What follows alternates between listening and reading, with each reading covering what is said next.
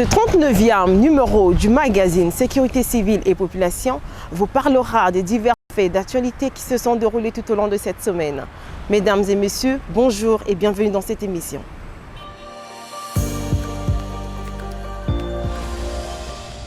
Le siège du commandement de la sécurité civile a servi de cadre le jeudi 3 août 2023 à une séance de restitution suite à un stage de formation sur l'identification des victimes de catastrophes et des attentats terroristes auxquels a participé à Yaoundé au Cameroun le colonel de police Jean-Bernard Londé, commandant territorial de la sécurité civile du Niari.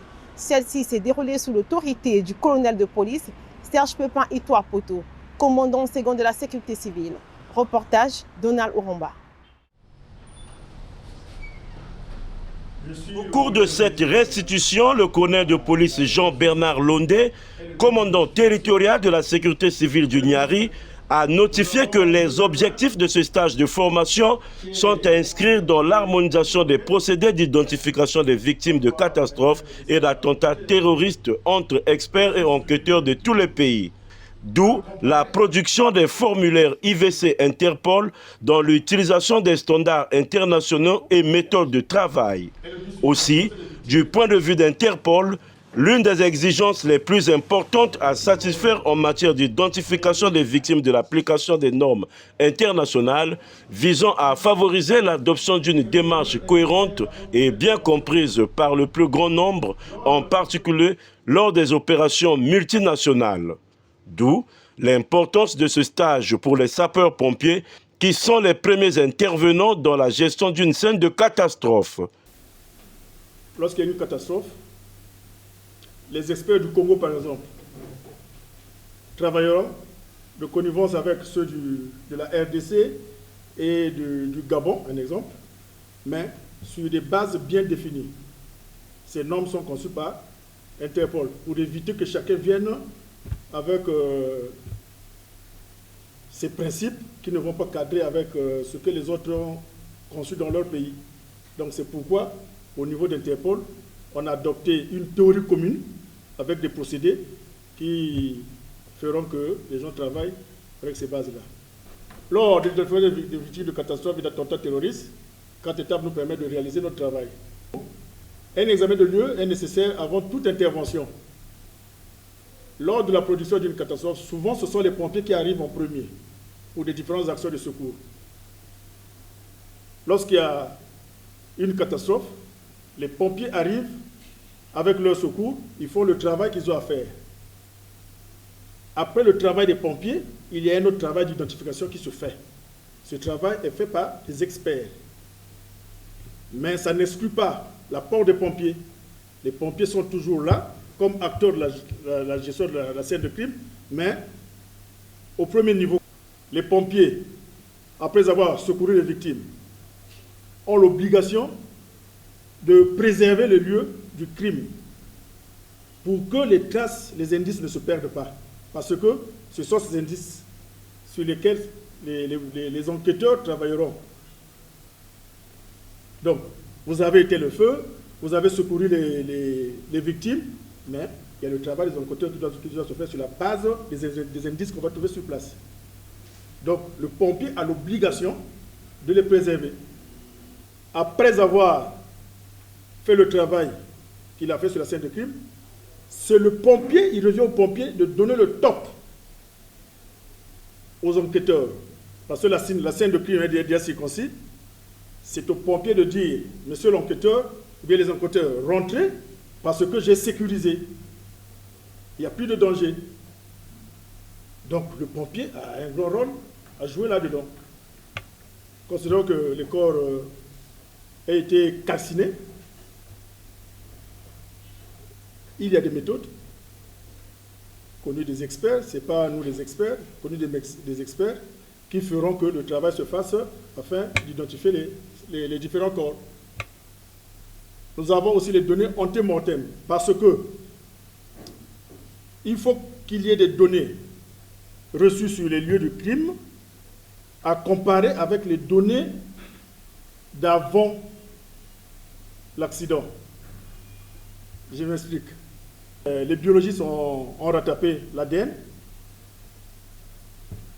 En amont, nous avons l'obligation, lorsque nous sommes malades, de nous rendre auprès du dentiste, non? Un exemple. Le dentiste, logiquement, doit avoir, c'est pas un carnet de consultation ou dans lequel il a toutes les données, il a traité des dents. Ces données-là sont nécessaires dans l'identification, parce que après, on fera appel à ces données pour comparer avec ce que nous avons vu sur le terrain. Après, il y a une équipe prévue pour un peu faire comme la conciliation des données recueillies de part et d'autre, pour identifier. Ici, une fois les données post-mortem et ante-mortem recueillies, une équipe les compare en vue d'identifier les victimes. Nous avons aussi appris que pour parvenir à une identification définitive, nous pouvons procéder par deux méthodes.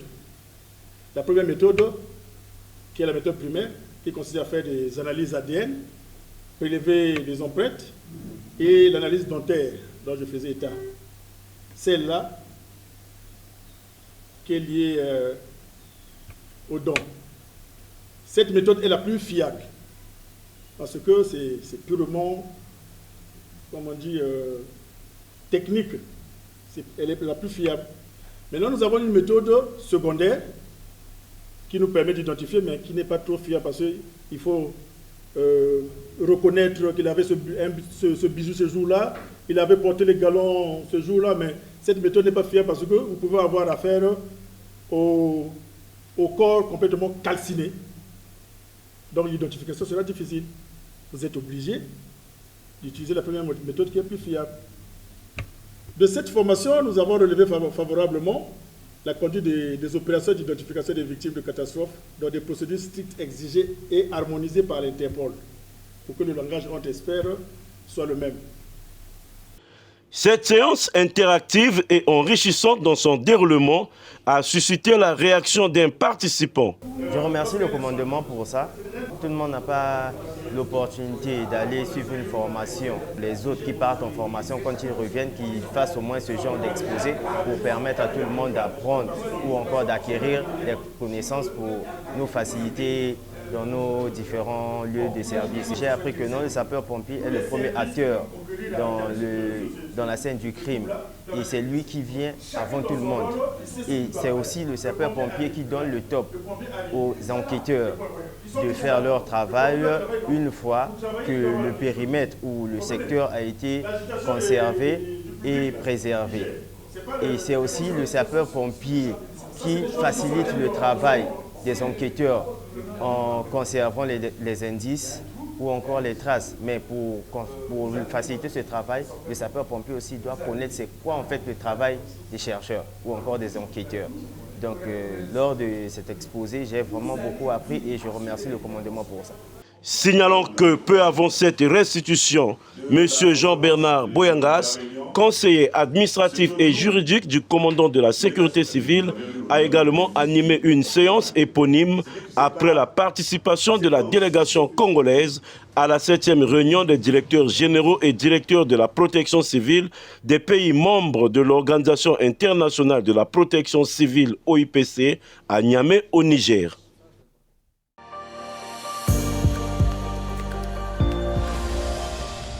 Un atelier sur le sécurisme a été animé par les experts formateurs du commandement de la sécurité civile au profit de 180 stagiaires admis au cours d'application des officiers de gendarmerie. Celui-ci s'est déroulé à l'école de la gendarmerie nationale à Brazzaville. Les détails dans ce reportage de Donald Ouramba. Ce sont les notions de base sur le sécurisme qui ont été inculquées aux 180 participants au cours d'application des officiers de gendarmerie en stage à l'école de la gendarmerie nationale à Brazzaville par les formateurs du commandement de la sécurité civile. Il y a des gens qui font des comas éthyliques. Et le coma est gradifié. Il y a des niveaux de coma. Okay? Quand on parle du coma, on pense à quoi? À l'inconscient, l'inconscience. Un sujet en coma, c'est un sujet qui est inconscient. Et quand tu as fait un coma éthylique, et ce coma-là peut t'amener à un état de coma. Okay? Lorsque tu rentres en état de coma éthylique, okay? Ça veut dire que tu es inconscient. Okay?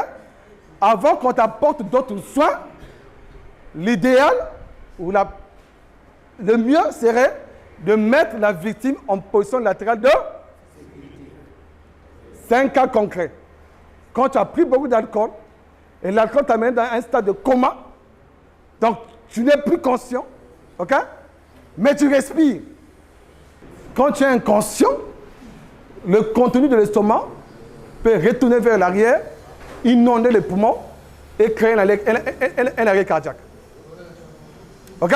Maintenant, quand on met quelqu'un qui est en coma éthylique en PLS, quand on met la personne en PLS, ça veut dire quoi? On a libéré ses voies respiratoires. Et il y a une position qui est idéale. Souvent, la personne est comme ça. Et puis, la tête est en flexion comme ça. Là, c'est libre. Souvent, qu'est-ce qui se passe? Les gens qui font les crises éthyliques, ils ont tendance à quoi? À vomir. OK? Mais si je t'ai mis dans une bonne position, les vomis vont partir quoi? Vont partir de l'extérieur. Les vomis ne vont plus retourner en arrière. Souvent, les gens vomissent, non? Les gens qui prennent beaucoup d'alcool. C'est un danger? C'est un danger. Voilà. Ça aussi, c'est un cas concret. C'est un cas concret.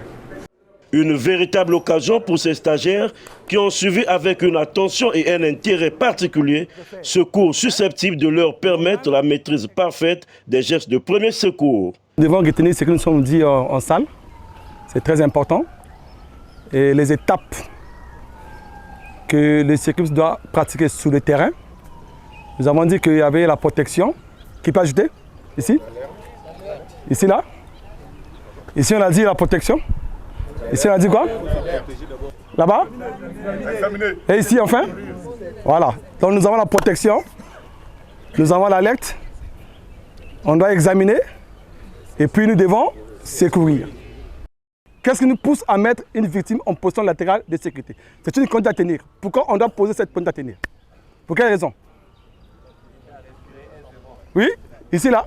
Pour permettre que la voie respiratoire soit libre. Voilà. C'est pour libérer la voie respiratoire de la victime. J'ouvre sa bouche.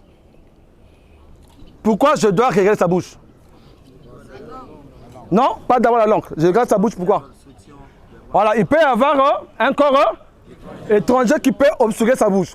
Peut-être pendant qu'elle était dans la maison, elle était en train de mâcher un chewing-gum. Elle avait peut-être un bol alimentaire, le pain, mâcher le pain.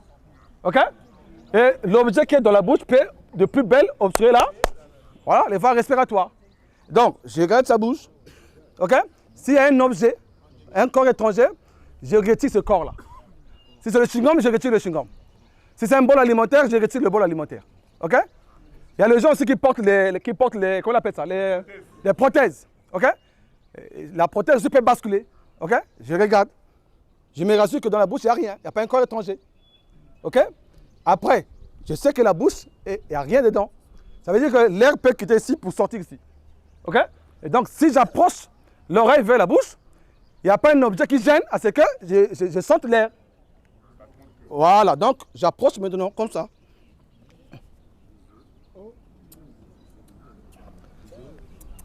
Il y a un sifflement. OK? Un sifflement. Pendant que j'approche l'oreille comme ça, mes yeux vont raser de façon horizontale l'abdomen. Pendant que je fais ça, je regarde ici. Si ça monte et ça descend. Je fais ça en même moment, je coupe pour ça. Je ne vais pas ici et puis j'attends pour regarder ici. Non, pendant que je fais ça, je regarde ici. Il y a remontée de l'abdomen et du thorax et descendre de l'abdomen et du thorax. S'il y a remontée, les amplitudes sont bien, montée, descente, ça me rassure que la personne là respire. Donc une victime inconsciente qui respire. Ces enseignements dispensés de manière théorique et pratique ont donné lieu à des réactions des stagiaires. Ce cours nous a permis vraiment d'élargir nos connaissances, de savoir dorénavant ce que nous devons poser comme acte face à ce qui va nous arriver ou arriver aux personnes auxquelles nous allons commander demain. Mais je suggérerais que cela ne puisse pas s'arrêter là. Si on peut pérenniser ce cours dans tous les stages qui passeront dans cette école. Le secourisme, c'est d'abord les personnes qui ont des connaissances techniques et spécialisées qui peuvent permettre de sauver ou de porter assistance à une personne en danger. Si hier, je n'avais pas ces connaissances, mais aujourd'hui, je les ai. Donc, je peux prêter main forte, je peux sauver à travers ces gestes. Je dirais que cette conférence est très bénéfique pour notre métier parce que nous devrions d'abord être les premiers secouristes là où nous nous trouvons. Donc ces connaissances, hier je ne les avais pas, aujourd'hui je les ai. L'apport du secourisme m'a permis vraiment de connaître beaucoup de techniques. Parce qu'on a parlé de protéger, alerter, examiner et enfin secourir. Et dans ces termes, chaque thème a été développé et nous l'avons pratiqué sur le terrain avec certaines positions, comme la position latérale de sécurité, qui nous permet en fait, d'apporter un secours, un premier secours sur une personne inconsciente, par exemple, mais qui respire. J'ai appris que lorsqu'une femme enceinte tombe, nous ne devrions pas la laisser, la mettre dans une position latérale du côté droit, parce que c'est le côté où il y a l'aorte qui va, une fois dans cette position, va l'empêcher de respirer. Donc ça va provoquer comme un étouffement où ça va vite lui entraîner à la mort. Le secourisme, c'est une technique d'urgence applicable aux personnes dont la vie est en danger. Et ils nous ont donné le rôle du secourisme. On avait dit que le secourisme avait pour rôle de protéger. Protéger, tu te protèges d'abord soi-même et tu protèges la victime. Et on nous a dit encore, le deuxième rôle du secourisme, c'est l'alerte. Alerter les personnes habilitées pour secourir une personne en danger. Et après, ils nous ont parlé encore du troisième rôle du secourisme, c'est l'examination. Examiner la personne, c'est-à-dire se poser des questions, de savoir de quoi s'agit-il, pourquoi cette personne est dans cet état, et chercher à savoir si tous ses organes fonctionnent. Et après avoir examiné, on nous a parlé du secours, c'est-à-dire il y a des actes à prendre pour sauver une personne en danger. Pour le directeur du stage, le lieutenant-colonel Djeger Obiakwa Ayolayo, cet atelier sur le secourisme permettra à ses officiers gendarmes d'intervenir tant soit peu devant une victime en détresse. Depuis le 15 mai 2023, il se tient au sein de l'école de la gendarmerie nationale un cours d'application des officiers de gendarmerie au profit de 180 officiers stagiaires. Le programme de ce cours prévoit, dans le cadre de l'acquisition des savoir-faire pratiques d'un commandant de peloton de gendarmerie mobile ou d'un commandant de brigade territoriale, une formation sur le premier secours. Le gendarme est le soldat de la loi qui est régulièrement au contact de la population et donc le secours n'est pas aussi loin. Le commandement a pensé insérer au programme de formation des officiers de gendarmerie cet aspect secours pour donner effectivement aux stagiaires l'importance, pour apporter l'importance au cœur même du métier de gendarme, qui est de secourir un tant soit peu la population. La promptitude, nous l'avons constaté, nous l'apprécions.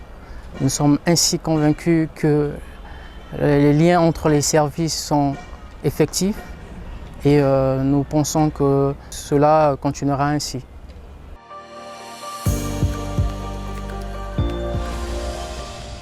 À l'instar des examens d'État et concours, du Festival panafricain de musique et d'autres activités, la sécurité civile a procédé à la couverture sanitaire des tournois internationaux de tennis qui se sont déroulés au pôle tennis de la Fédération congolaise de cette discipline à Brazzaville du 5 au 17 juin 2023 pour les juniors et du 17 au 29 juillet 2023 pour les seniors. Les détails dans ce commentaire de Georgelin Massamba.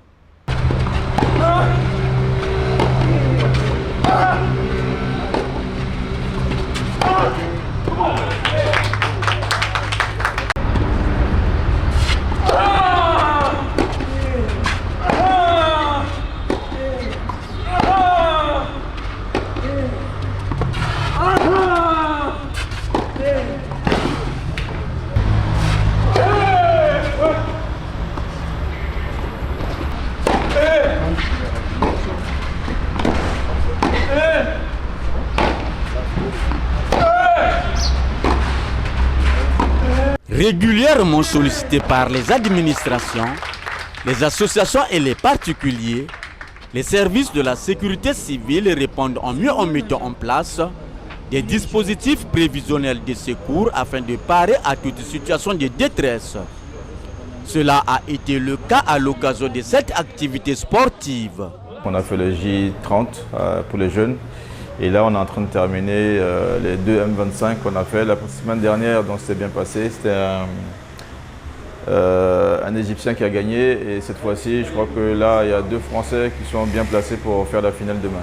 Il y a eu entre 19 et 20 pays quand même, hein. Il y a le Brésil, la France, les États-Unis, on a la Tunisie, bon, bien sûr le Congo, le Sénégal, le Zimbabwe, voilà à peu près 19, je crois que moi j'ai compté 19 ou 20 pays parce qu'il y a la première semaine il y a des joueurs qui sont venus, qui sont partis et d'autres sont venus la deuxième semaine.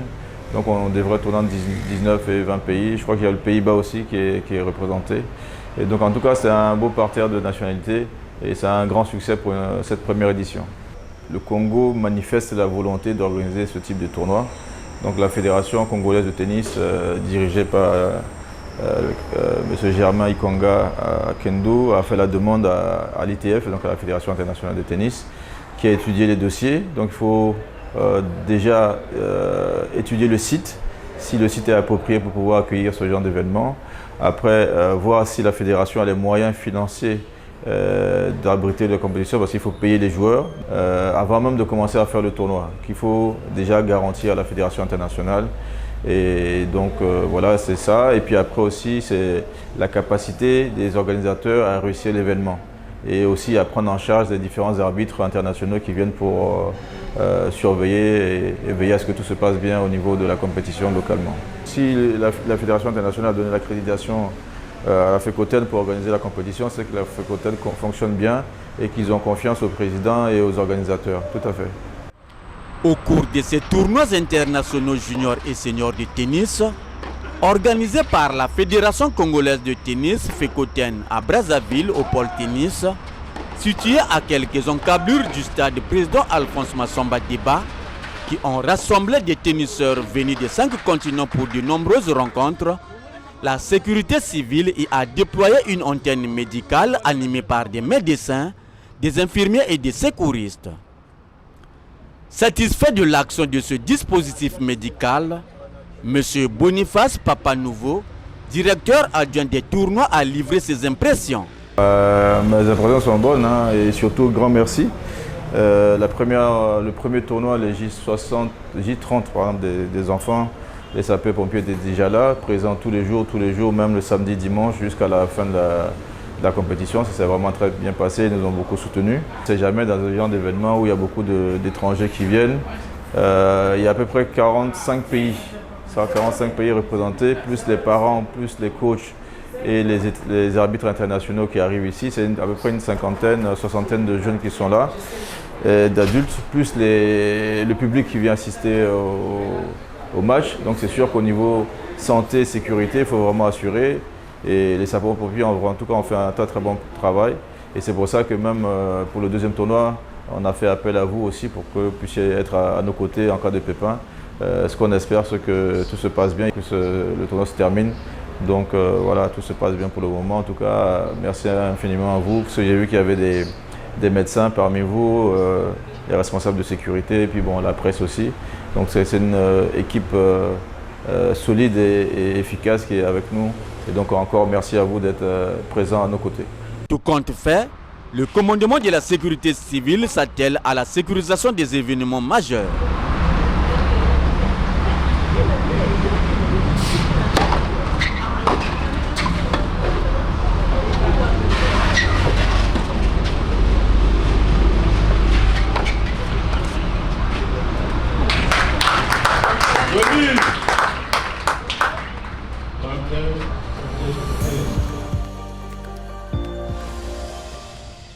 Soki bolandi toli oyo Tango moto mokodikisaka bandako babino mpe bisika bozwami bokoki kosukisa moto mwango liboso koboma buji oyo pelisi ondako ya yo ya mbote obima kotika limeti to brike na maboko ya bana te soki gaz ebimi na molangi fongola porte na fenêtre mpe komeka te kopelisa mwinda mondele koki komema bopanzani bwa ndako ya yo motele mokopesaka lotirike kotia lisusu losanzi na gazoil te epekisami kotia fere ya bilamba na mbeto lolenge loko na mokete kobenda lotiliki nde na bozwaka toli ya bayebana na mosala mwa courant te yambo ya kolala kata courant na bisaleli biso zala na molangi tobengi extincteur soki moto mopeli makasi benga sasapi ba sapeur pompier na numero ya ofele 118 yambo te bakoma boboma moto mwango na ndenge ya bokoko bobosana kobenga bango te na numero 118 beno salati bayinzo na beno kunama ti ya ve beno kuwa malongi ya beti kufwa buji ntete ti ngelala pongi tonge basika kusimba ve ba allumette na brike kisika baba na ikeli kana gaz ke na kubasika na mbwata kufungula mielo na ba fenêtre ya inzo nange pe kusimba ve interrupteur sa mutiti ya kunama ve kana groupe électrogène kele na kutambula kutula ve mazout pe faire à repasser yange kuvanda ve na mfulu ngetula yao ve na moke tokisika bilele ikeli ngefana kukabula pima yankaka na courant pe ntangu ya kulala ba appareil nyonso fana kudingama ngefana kuvanda na kima ya kufuatia to extincteur kana diambu mekumina nge bokila na swali nyonso ba sapeur pompier na numero ya mpamba 118 ngelinda kufuatia na kima ni kima mekubakama na sika yange nteteti bakuiza kupesa ngelu salusu pe bokila 118 lukengolo pe luzingu na beno kele diambu na beto. Les incendies peuvent être évités. Voici nos conseils.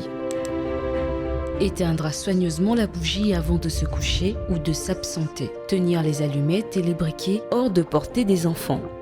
En cas de fuite de gaz, aérer le local ou la pièce. Et surtout, s'abstenir d'appuyer sur tout interrupteur au risque de provoquer une explosion. Ne pas approvisionner son groupe électrogène en fonctionnement. Ne jamais laisser le fer à repasser branché ou allumé sur le lit, sur la moquette ou à côté d'un tissu. Éviter les branchements électriques hors normes. Débrancher tous les appareils sous tension avant de s'endormir. Disposer d'un extincteur adapté au type de feu. En cas d'incendie, donnez l'alerte immédiatement aux sapeurs-pompiers en appelant gratuitement le 118. Attaquer l'incendie avec les moyens de fortune en attendant les secours. Pour tout cas d'urgence, appelez gratuitement le 118. Votre sécurité, notre préoccupation. C'était un message du ministère en charge de la sécurité. Fidèles téléspectateurs, c'est par là que nous mettons un terme à ce 39e numéro du magazine Sécurité civile et population que j'ai eu l'honneur de co-présenter avec le lieutenant de police Itoa Nyolongo. Supervision, commandement de la sécurité civile. Prise de vue, Georges Lema-Samba. Réalisation, Emar Bouka. Bonne suite de programme sur Télé Congo.